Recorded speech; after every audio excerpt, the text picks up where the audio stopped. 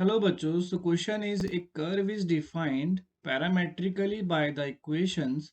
x equal to t square and y equal to t cube. A variable pair of perpendicular lines through the origin O meet the curve P at P and Q. If the locus of the point of intersection of the tangents at P and Q is ay square equal to bx minus 1, then the value of a plus B is, तो हमें a plus B की value find out करनी है। तो सबसे पहले देख लेते हैं क्वेश्चन में क्या क्या गिवन है हमें। तो पहले हमें एक कर्व दिया हुआ है बेसिकली, इस तरीके से हम बता देते हैं कि यहाँ पे एक कर्व दिया हुआ है। ठीक है, अब यहाँ से हमें क्या गिवन है, इसमें दो लाइन है यहाँ पर परपेंडिकुलर लाइंस एंड ओरिजिन से पास कर रही हैं। ठीक है, और एक लाइन और है हमारे पास, say this, and we can say here we can assume that they are making 90-degree angle and this point is given O, that is origin 0, 0. Then इन दोनों पॉइंट से क्या हो रहा है, एक टेंजेंट पास हो रही है। ठीक है ना, इन दोनों पॉइंट से क्या हो रहा है, टेंजेंट पास हो रही है। कुछ इस तरीके से हम बना लेते हैं, एंड इस तरीके से यहाँ से भी। ठीक है, थोड़ा सा एडजस्ट कर लेते हैं इसको, फिगर थोड़ा अंडरस्टैंडिंग के लिए बनाया है ना बस। तो इस तरीके से, तो ये जो पॉइंट है ये इस तरीके से लाइन यहाँ पर ऐसे ड्रॉ हो जाएगी। ठीक है, नाउ ये जो पॉइंट हमें दिया हुआ है, सपोज करो x equal to T square है, y equal to T cube है, तो यहाँ हमारा कोई पॉइंट हो गया q पॉइंट हो गया, और यहाँ हमारा कोई पॉइंट p पॉइंट हो गया। ठीक है, तो यहाँ पर जो कोऑर्डिनेट होंगे कैसे होंगे, x का तो कोऑर्डिनेट टी स्क्वायर के फॉर्म में, तो यानी कि यहाँ पे कोई पॉइंट टी वन स्क्वायर मान लेते हैं, और यहाँ जो पॉइंट होगा वो हम टी वन क्यूब मान लेंगे, क्योंकि y का कोऑर्डिनेट किस फॉर्म में दिया हुआ है, टी क्यूब के फॉर्म में दिया हुआ है। ऐसे ही सिमिलरली q के जो कोऑर्डिनेट होंगे हम टी टू स्क्वायर और टी टू क्यूब मान लेते हैं। अब ये जो इंटरसेक्शन पॉइंट है इन दोनों का, इसको हम एक, इसी का लोकस पॉइंट हमें है तो h k मान लेते हैं इसको। ठीक है, अब हमें गिवन क्या है, dx, अच्छा x equal to T square हमें गिवन है and y equal to T cube हमें गिवन है। तो हमें स्लोप चाहिए, तो क्या करना पड़ेगा, पैरामेट्रिक इक्वेशन है तो दोनों को डिफरेंशिएट करना पड़ेगा। तो dx बाई dt अगर हम फाइंड आउट करें तो ये 2t आ जाएगा, एंड y हमें यहाँ डेरिवेटिव करें इसका, तो dy बाई dt कितना हो जाएगा, 3t स्क्वायर हो जाएगा basically.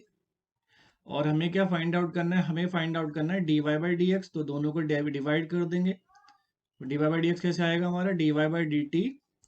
And upon dx by dt। ठीक है, dx बाई dt, तो that means 3t square by 2t, तो कितना हो जाएगा हमारे पास ये 3 बाई 2t। तो ये स्लोप आ गया हमारे पास। अगर हम इसमें इक्वेशन निकालेंगे, ठीक है ना, इक्वेशन अगर हम फाइंड आउट करेंगे तो हमारे पास क्या आएगा, y माइनस वाई वन, तो y1 तो हमारा कैसा फॉर्म में होगा, टी क्यूब की फॉर्म में होगा। m हमारे पास आई गया 3 by 2t, and x minus x1 कैसा होगा, टी स्क्वायर की फॉर्म में होगा। तो दैट मीन्स इसको अगर हम सिंप्लीफाई करेंगे तो y माइनस टी क्यूब, इसको ओपन कर देते हैं, 3 by 2 tx minus 3 by 2 t cube, and इस तरीके से हमारे पास, अब ये जो पॉइंट है h कोमा k को सेटिस्फाई करेगा ये पॉइंट, क्योंकि टेंजेंट का ही तो इक्वेशन है। तो दैट मीन्स यहाँ से हम y की जगह k रिप्लेस कर सकते हैं और x की जगह h, तो यहाँ से हम रिप्लेस करेंगे तो k minus T cube 3t by 2, x की जगह हमने h पुट कर दिया, माइनस 3 बाई 2 टी क्यूब आ गया यहाँ पर। तो इसको अगर हम सिंप्लीफाई करके लिखे तो हमारे पास क्या आ जाएगा, T cube by 2 minus 3th by 2 plus के इक्वल टू 0 आ जाएगा। तो दैट मीन्स अगर आप एलसीएम भी लेंगे तो क्या आएगा, टी क्यूब माइनस 3th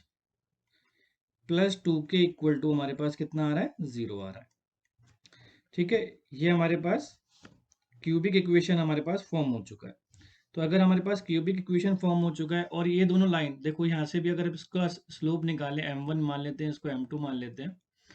तो यहाँ से हमें क्या गिवन मिलेगा जी, यहाँ से देखो m1 का फॉर्मूला, जैसे यहाँ पे से आप क्या फाइंड आउट करेंगे, m1 क्या होगा, स्लोप कैसे निकालते हो आप, y2 माइनस y1, तो m1 आपके पास सिंपली आ जाएगा y2 माइनस y1 यानी कि t1 क्यूब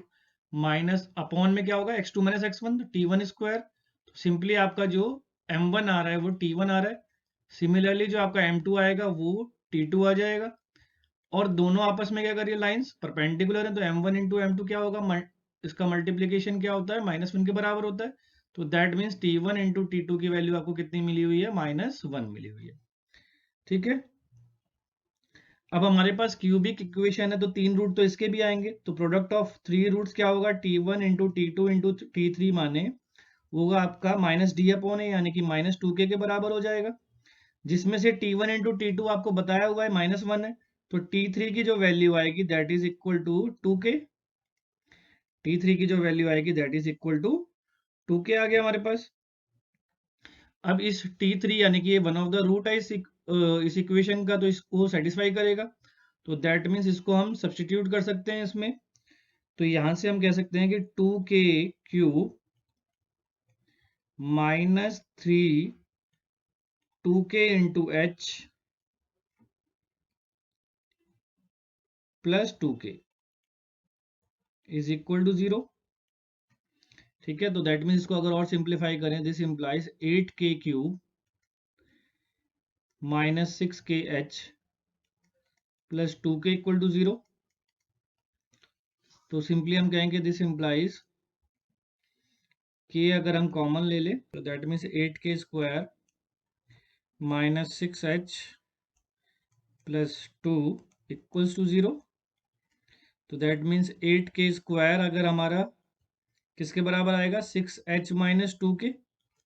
तो दैट मीन्स हम k की जगह y रिप्लेस करें तो 8y स्क्वायर, और h हमारा किसका कोऑर्डिनेट x का, तो x 6x माइनस 2।